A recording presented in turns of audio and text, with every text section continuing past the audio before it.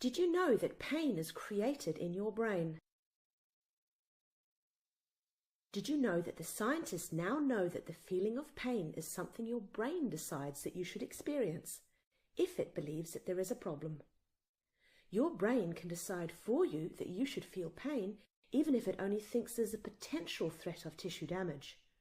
This means that even if you have no actual tissue damage, you can still experience pain.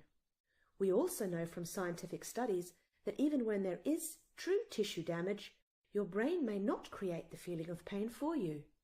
This is called the paradox of pain. It means that the pain that you feel does not always reflect the severity or even the location of your problem, if there is a problem at all.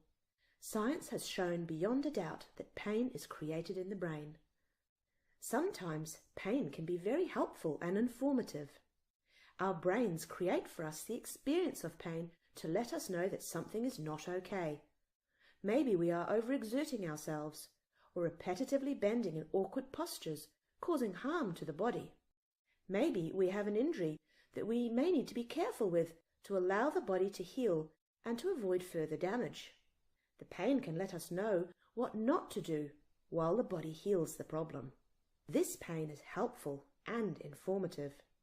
If we listen to our bodies, these pain experiences are a good thing. But for some people, pain can persist, even after an initial injury has healed. And for some people, the pain can spread to other areas where there is no injury at all. For these people, the pain has become non-informative and non-helpful. The pain itself has then become a problem. The brain has learnt to be in pain. The way the brain does this is very similar to the way the brain learns anything else. It's called neuroplasticity, or brain adaptations. Did you know that what you focus on actually drives neuroplasticity? This is obviously a good thing if you are focusing on learning something, because it will help you to learn it. But if you are focusing on your pain, this may actually make your pain worse, or persist, and harder to get rid of. It is therefore best to focus on the good things.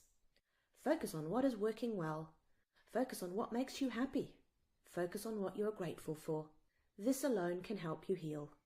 Brain scientists who have studied the effects of chiropractic spinal adjustments have discovered that adjustments also change brain function.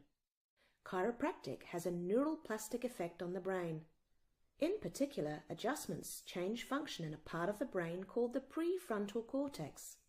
The prefrontal cortex is actually a part of your brain that is very involved in where pain becomes chronic. This might be why early chiropractic care can have better long-term outcomes. It might be that chiropractic care can prevent pain from becoming chronic in the first place. Neuroscientists believe that chiropractic care most likely helps reduce your feeling of pain by helping your brain turn down or switch off the perception of pain in the brain. This means chiropractors may or may not adjust your spine exactly where you feel that it hurts.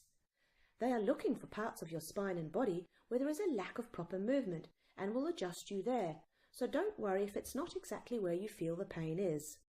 Remember that the feeling of pain that you experience is created by your brain and does not mean it's exactly where the problem actually is.